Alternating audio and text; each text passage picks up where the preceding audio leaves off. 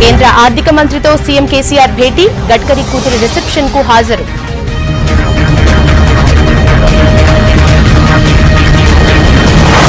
Petrol, బీమా, railway సేవల్లో discounts, digital payments కు కేంద్రం రాయితీలు.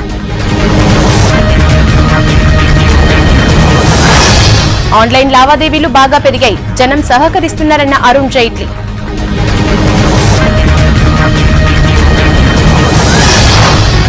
యువతతోనే అవినీతి రహిత భారత్, భాగస్వాములు కావాలని మోడీ పిలుపు.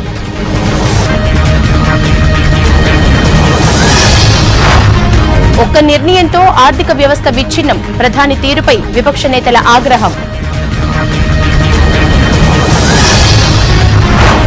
ఆర్థిక నిపుణులతో బాబు కమిటీ చర్చ, శుక్రవారం మళ్లీ సమావేశం.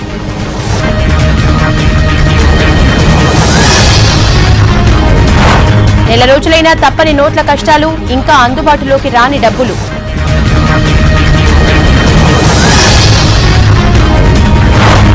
టీటీడీ సభ్యుడి ఇంట్లో 70 కోట్ల కొత్త నోట్లు, మొత్తం 90 కోట్లు, 100 కిలోల బంగారం సీజ్. నోట్ల రద్దుపై అధికార విపక్షాల రగడ, ఉభయ సభలు రేపటికి వాయిదా.